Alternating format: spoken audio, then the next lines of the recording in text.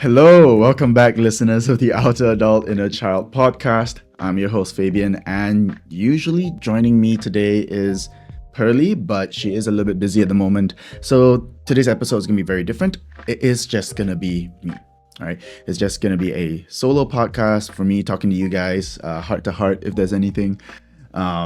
We wanted to make sure that there is something pushed out for you guys to listen to. For the sake of consistency and for the sake of you guys just not forgetting about us, yes, we are still around. Yes, we are trying our best to kind of keep this as consistent as possible.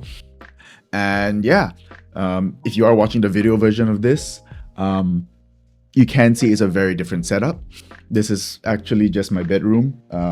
If you see behind me, there's like a whiteboard over there. Don't ask why I have a whiteboard. I tried my best to draw out the Outer Adult Inner Child logo. But Pearly, if you are watching this, I know that it's not the right colors. I know it probably doesn't look like the logo you designed. I tried my best. Orange is a very hard color to find on marker pens. And yeah, if people who are just listening on Spotify or whatever, you guys want to look at what I drew up, head on down to YouTube to check it out. Right.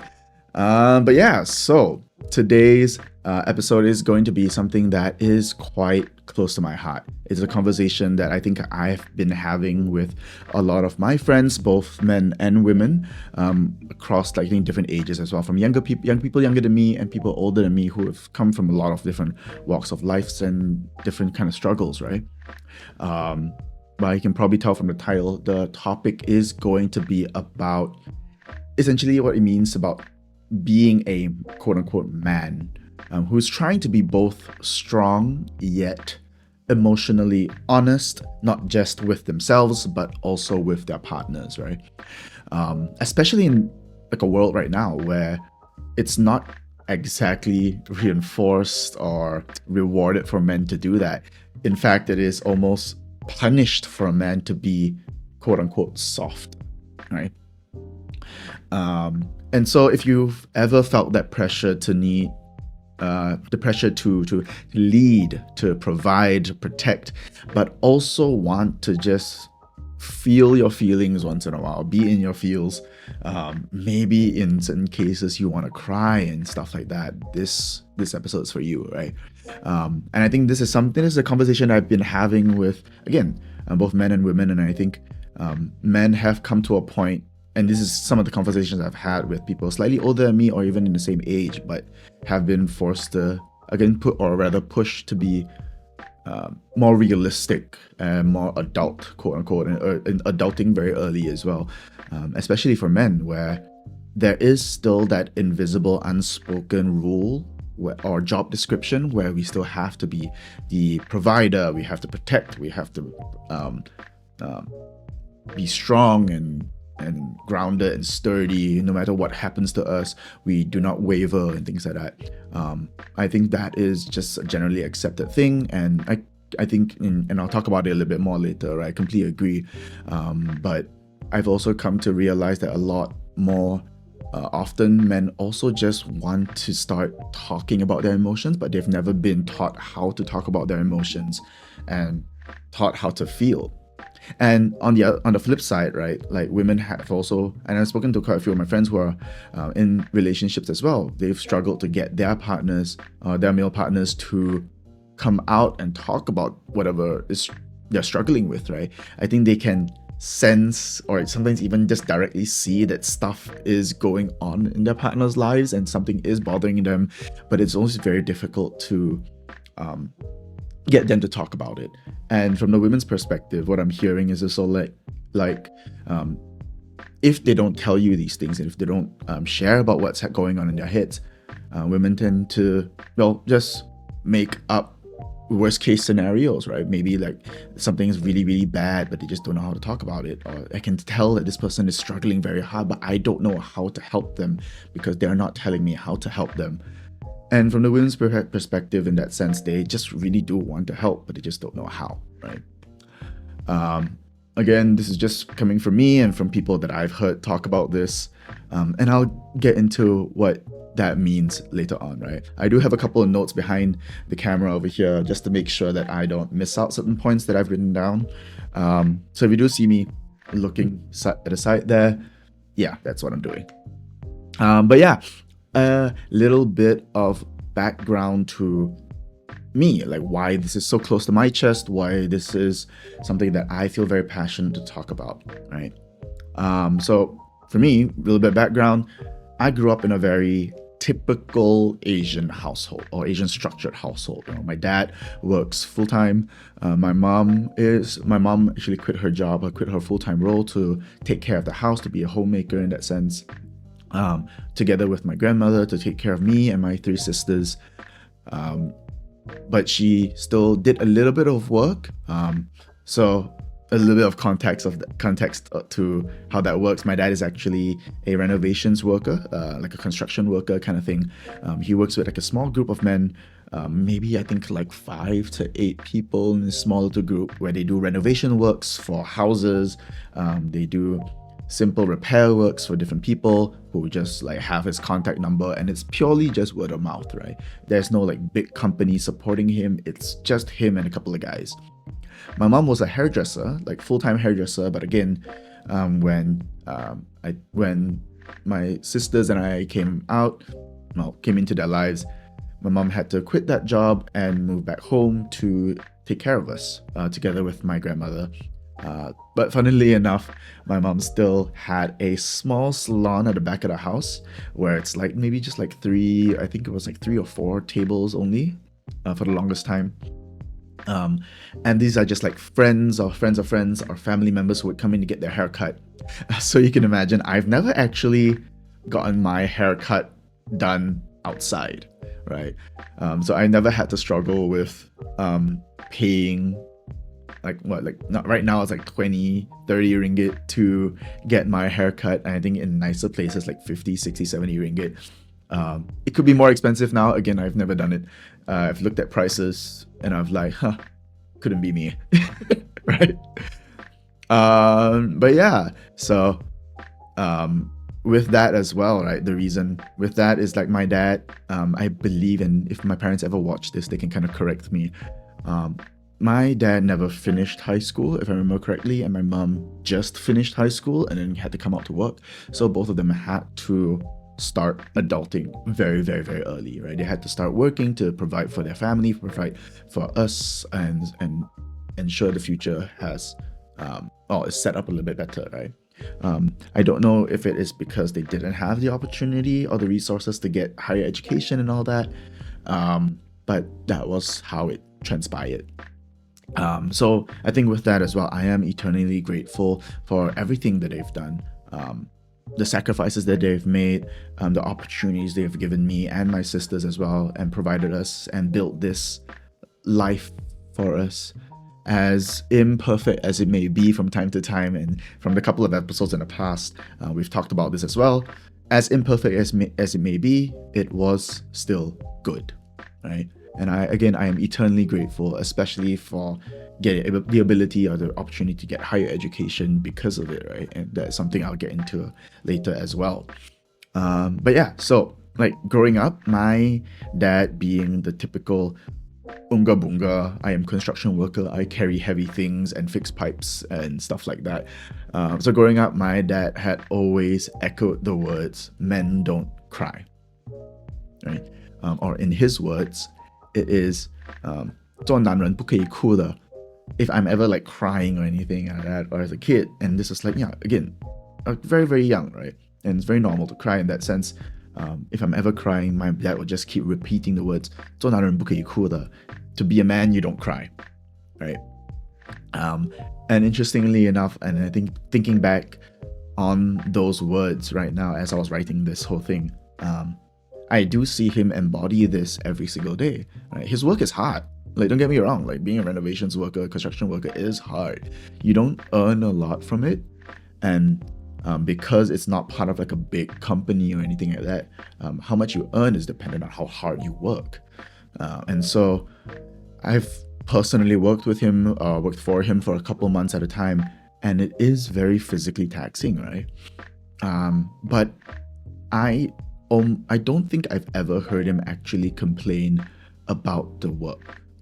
The only thing he ever complains about is not being able to do enough, not being able to do more, not being able to provide even more, right? And coming home, like, I think as every typical Asian family sometimes is, like, there will be arguments, and maybe we as kids as well don't give him the easiest of times. So coming back, it isn't always going to be a safe haven for him as well, right? But again, I've never heard him complain. It's always conceal, don't feel, don't let them know, I suppress all my emotions.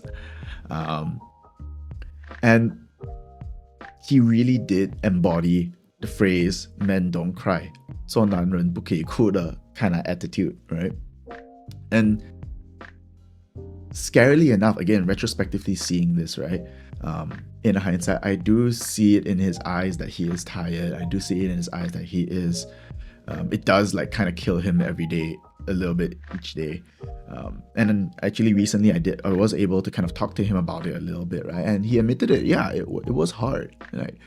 It is still hard, right? He is trying to still work a little bit at his age right now, although we've told him he probably doesn't have to, but he does still work, right? He still wants to be able to support us one way or another. And it is hard. Like, he doesn't know how to, because of the way that he was brought up as well, right? He doesn't know how to talk about feelings and stuff like that. He just talks about how I need to provide, I need to survive, I need to keep my family alive, right? On the other side of the fence, or not really on the side, I guess on the other side of the fence, even among friends and some of the friends right now, even friends back then and friends right now. And as men, I think you can definitely attest to this and probably experience the same thing, right? Among men, if you ever start talking about emotions and feelings, and I feel tired, I feel kind of sad, I don't know how this is happening, blah, blah, blah. Oh, I like this girl, da, da, da, but I feel sad, or whatever kind of nonsense, right? Even right now, see, I just called it like nonsense, but in reality, it really isn't, right? But if you ever bring up things like emotions and feelings, the response you kind of get is, shut up with that gay shit. Excuse my language, but that is kind of the words that people kind of use, right, back then, and sometimes even now, right? Like, quit it with that shit. What are you, a pussy, right? Yeah, what are you, scared? Stop talking about emotions. Why are you being so soft? These are the words that you kind of hear as men. And again, it doesn't give you this opportunity to process emotions. It reinforces the fact that you have to be rock solid, you have to suppress, conceal, don't feel. So growing up, mental health and psychology isn't a thing that exists, right? It's not a real known concept. People just don't talk about it as much, at least not in my circles of friends and my circle of people, right? And I imagine I remember very, very vividly, I had my dad reading the newspaper, and this is usually at the end of the year where big exams are happening, and you would hear news about people committing suicide on the newspaper, right? And I remember him multiple times throughout the different years have said, oh my god, look at these people, just a little bit of things, just a little bit of struggle, then they are committing suicide. Are they crazy? Like, these people are actually mental, these people are actually crazy. And in his words, again, he doesn't really speak English that much, he mainly speaks Mandarin. So in his words, it was like, 哇，看这些人一点点就去自杀了，傻的这些人。If you know Mandarin, that's how it sounds like. And as a person who had to go through my dark days much earlier on in my life and much younger, I had my bouts with depression, anxiety, and even suicidal thoughts. This broke my heart, right? It reinforced the fact that I could never talk to my own parents about these kind of things. I'm not saying all parents are like this. I've heard legends and I've heard myths of certain families being able to talk to their parents about how they feel, and to their own dads about how they feel and things like that. but it's not for me, right? It wasn't something that I was brought up with. So fast forward many years later, at a later age, after I kind of dealt, or rather like understood my dark days a little bit more and went through my dark days a little bit more, and I went through it through my personal faith, and also a lot of introspection and a lot of just like being alone, because again, like my parents didn't really believe in mental health. It's not really a real thing, right? After many years, I decided to go into psychology. And I remember my little mantra was, and it still is now, my little mantra is, I do not want anyone else to go through what I went through, at least not alone. Right? So when I brought up to my parents, like, says, like, hey, I want to take psychology, they are like, what the fuck is psychology?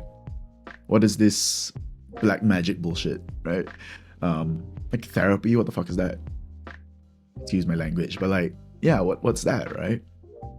Can you make money out of it? Can you put food on the table? Because again, they're always thinking about surviving, right? So can you put food on the table? Can you actually make money out of this? So I personally had to essentially argue and fight my way into getting their approval to take on psychology. Heck, I remember they even rather let me take culinary arts than psychology. To all my friends that I've told this story 100 times before, because I personally love to cook, right? I've grown up loving food. I was a fat kid. I love to cook. My parents would rather let me take culinary arts than psychology, because to them, like, culinary arts, you literally are able to put food on the table. I mean, yes, it's a lot more tangible of a career, but like, you can quite literally put food on the table. So yeah, I fight my way into getting into psychology. I got into psychology, and it was studying psychology and mental health that I was even more confused. I was more confused about my emotions and my feelings, and I knew I felt stuff, but I could never actually understand it. Right? You know, and maybe a part of it was like that ego, right? Like I didn't want to associate myself with feeling soft and being soft, because again, that was what I was brought up to feel. And I remember this very specific question, and it's a very simple question that stumped me for years, and I've heard it, and people had asked me for years, and you know, maybe it's just an opportunity to rethink it every time. But this question was, what are you feeling? All right. It's a very simple question. What are you feeling? And my answers then were, I'm feeling tired. I'm feeling fine. I'm feeling meh. I feel like I want to give up. I feel like I'm pissed. I feel like I want to punch the wall. I feel like I want to just not do anything. But if you haven't realized, those answers aren't feelings. If you haven't realized, right? Tired isn't a feeling. Fine, meh, blank, like that law, is not a feeling. I want to give up. I'm pissed. I want to punch a wall. Again, it's not a feeling. These are all reactions. These are all responses to emotions and to the emotions behind them. So I could never really understand it. I think later on, again, people have asked me this multiple times, and I've asked myself a lot of times as well, right? Eventually I got into like, I'm feeling lost. I'm feeling worried. I'm feeling anxious. And then slowly, it's getting there, right? These are not immediately emotions yet, but it's getting there, right? And I remember a lot of times I would use humor and I'll use like rationality to answer that question, right? Like that law, it is what it is. I feel like that dog in the burning house that kind of says this is fine. I think a lot of us can relate to that one. But again, it took a lot, and I mean a lot of introspection. It took me diving deeper into my own faith. It took big life canon events, like personally, it was my ADHD diagnosis, a breakup, 101 podcasts on charisma, on social, social interacting and in public speaking, stoicism, philosophy, Christianity and faith and all that. It took so many things to finally help me get to that conclusion where I say feelings and emotions are real, right? They're scary. Yes, I will feel emotions. I will feel scared. And I can admit to myself that when I feel scared and when I feel regret, when I feel shame, when I feel anger, not only that, I can admit to myself when I'm feeling happy, when I'm feeling grateful. And as a person, and if you've ever gone through depression, as a person, to finally admit that I am actually happy. Not forever, but in this moment, I am happy. That is a huge breakthrough, right? And so what I'm trying to get at with this are, what does this actually mean? Or why is this even important, right? I personally believe, and this is something that has helped me through a lot, I personally believe in the saying known as name your demons, right? What remains unnamed remains in control. But the moment you name it, you begin to reclaim power over it. So for the longest time, I couldn't name my demons. I couldn't name my emotions. I couldn't name the things that I'm actually feeling. The question of what are you feeling was not something that I could put words behind. I could feel like I want to do something. I want to react to it, but I couldn't tell what was it that was ailing it and what was the thing that was causing it, the root problem, or even just what was the feeling that I was actually trying to go through, right? Or at least a certain part of me doesn't want to admit that I'm feeling things. And the moment where I could admit to myself and says that, hey, you're scared and it's fine. You're sad and it's fine. You're angry. You feel shame. You feel regret. It's fine. It's just how you feel, right? You don't have to have an answer behind what you're going to do next. You just have to allow yourself to say that this is what you're feeling. It's as simple as that, right? You don't have to think too deep into it, but the ability to do that gave me the power to name my demons and then allowed me to slowly and surely get more control over it, right? I'm not saying that I have reached I'm not saying that I'm like the Buddha of emotional enlightenment, right? I'm still learning. I still have a temper. I still drive and end up scolding people on the road. My partner can attest to this. But I'm learning, right? And that's what I want to come to at the end of this as well. So yeah, I think being able to tell myself that all these things of what I'm feeling, it finally allowed me to feel heard, right? Again, you can imagine, like, for the longest time, for my whole entire life, nobody has, or at least I felt nobody could understand me, right? Nobody understood what I was feeling. And I think a lot of people can relate to this, right? They would feel that nobody understands me. Nobody understands them, right? But for once in my life, I felt that someone hears me and someone understands me. And it was myself, right? It made the good emotions feel better. It made the sad emotions feel heard. And for once in my life, I felt good. So where does this come around to being a man, right? What does this have to do with being a man? What does this have to do with that, right? If you're asking that question, I think this is exactly for you. Like, it's like, so what? You feel emotions. Like, it doesn't solve the problem, right? Yeah, very typical man thing. I would know. That's how I ask myself that question exactly as well. At least for me, I feel it has everything to do with being a man. And let me explain, right? As men, like I mentioned just now, we carry this invisible societal weight, right? It is just how it is for most people. Right? Growing up, especially in an Asian family, I saw one version about being a man, and it's the version that says, I have to be strong, men don't cry, men have to provide, men are hard, and men should stay hard. Pause. Men should be the provider, men should be the calm one, men should not break. Men don't break, right? And when things get hard, you don't complain, you just carry on. So I learned early that being a man meant suppressing, staying silent, pushing forward through every adversity, even if it means going through it alone. And I believe most of us saw that version too.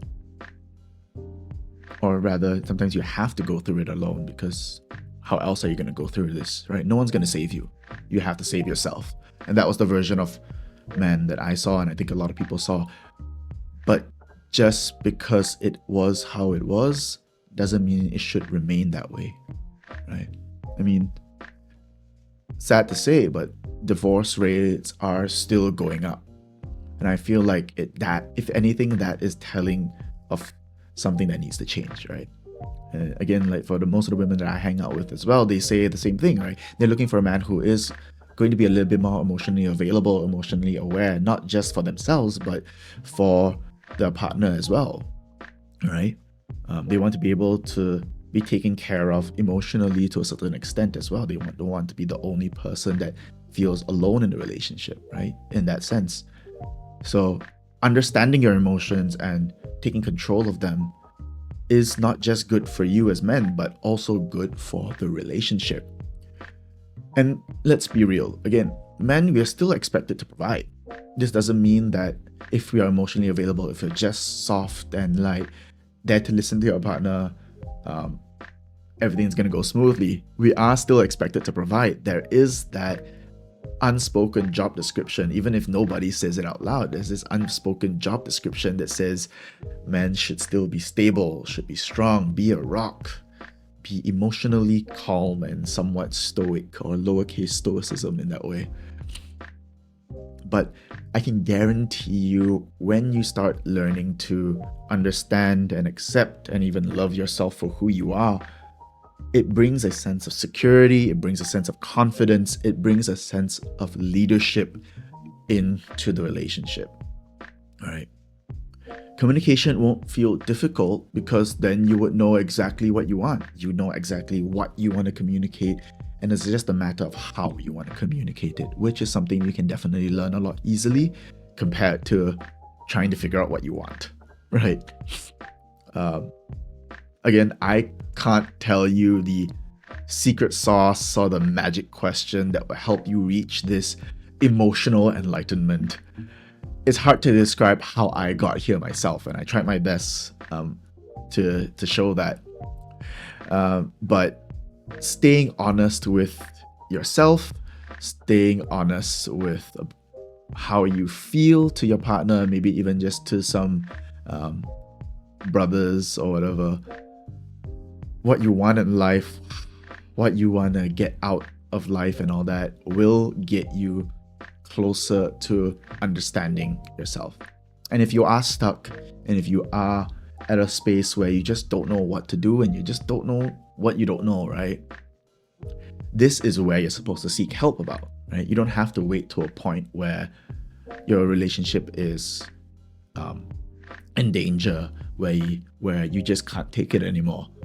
You don't want to wait until that happens. If you're just stuck and trying to ask yourself these questions of what are you feeling, and if you're like me, those are the answers that you gave, it is time to kind of seek help and trying to figure out how do you kind of become a better man, right? I know it's very hypocritical for me to say these things. I am probably much younger than most people that are going to be listening to this. But I do believe there is a certain power to taking control over your emotions, taking control of your emotions and not letting your emotions rule over you. Again, for me, it was this phrase of naming your demons, right? Naming your demons, naming your emotions will allow you to control your emotions a lot more. I'm not perfect. I still struggle through this. These are kind of the questions, and these are the things that I tell myself as well as I'm kind of telling you guys these things. This is low-key kind of self-therapy for me as well to kind of talk about this. So I'm still definitely learning, right? And I think particularly, I remember writing this down very importantly, I just spoke about understanding, accepting, and loving yourself as a big first step, right? I think one question that stumped me when I asked myself this question as well was, how can you love someone else if you haven't learned to love yourself, right? Or rather, the more painful one, and maybe not everyone is ready to kind of hear this question sometimes, but how can you expect someone else to love you if you first don't love yourself, right? You are the person that puts food and keeps yourself alive. You are the person that works out to make sure that you're healthy, but you still don't love yourself.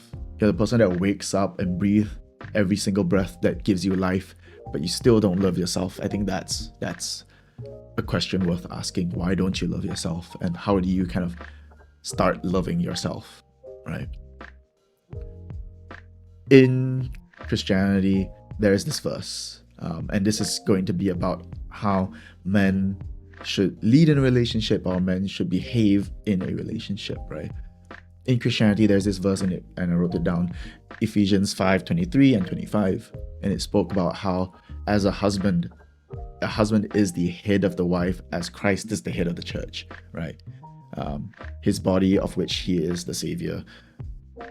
The other one was, husbands, love your wives just as Christ has loved the church and gave himself up for her.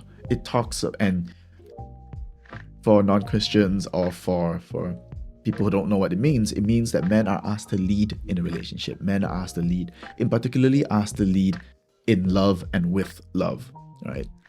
It said Christ loved as Christ loved the church. And in this sense, we believed that Christ sacrificed himself.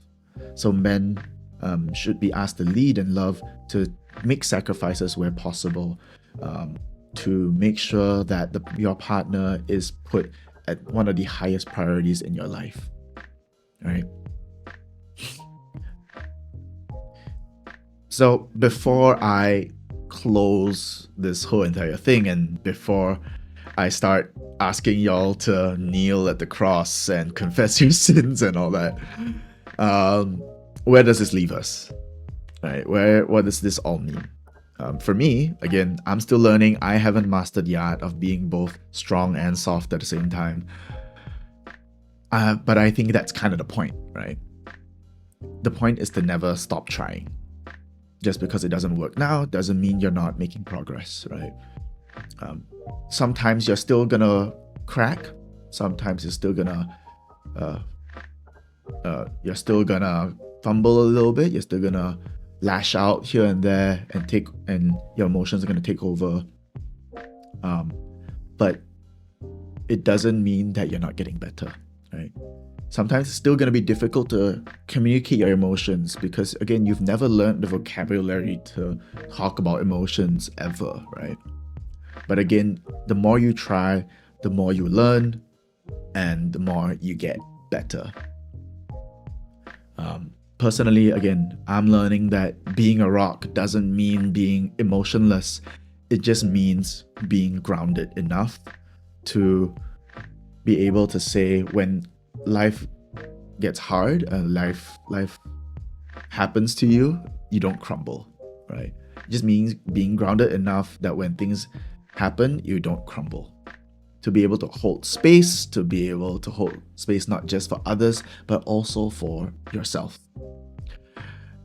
Or rather, sometimes, as Bruce Lee says it best, be like water, right? I'm paraphrasing here a little bit, or interpreting it a little bit differently, but being like water can also mean being calm and being inviting and being loving. But when push comes to shove, you are still strong, you are still merciless, you are still doing what is needed, right, to get it done. If you're a man listening to this, I hope this reminds you that the version of masculinity that was handed to us is based on survival, right?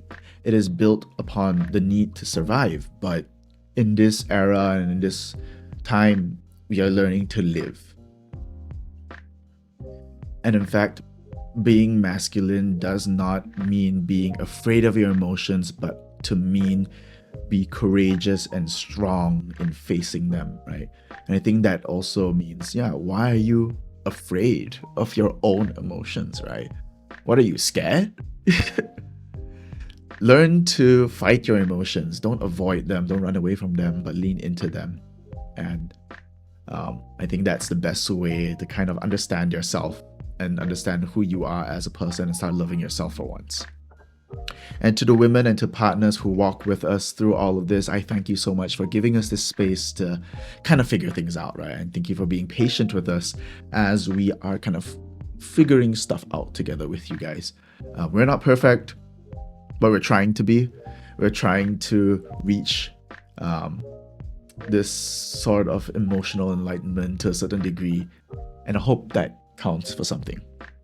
So this whole entire I think 45 minutes of me yapping or 40 minutes of me yapping means anything to you, feel free to share this with someone that you think may need to hear this or want to hear this, or whether it be your friends, your brother, or more importantly your partner needs to hear something like this. Share it across with them, and I hope this is useful one way or another, right? If you have any comments or any thoughts about this that you agree or disagree, or certain things that you just feel is not right, feel free to drop a comment. Feel free to drop us an email to talk about it a little bit more. And happy to hear your thoughts about it. And maybe in the future podcasts, I'll bring this topic back a little bit to make some tweaks about it. Again, I'm not perfect. I probably said some stuff that doesn't make sense and it's not very applicable. Who knows, right? So don't forget to share, comment, subscribe, follow, whatever it is. And until next time, bye.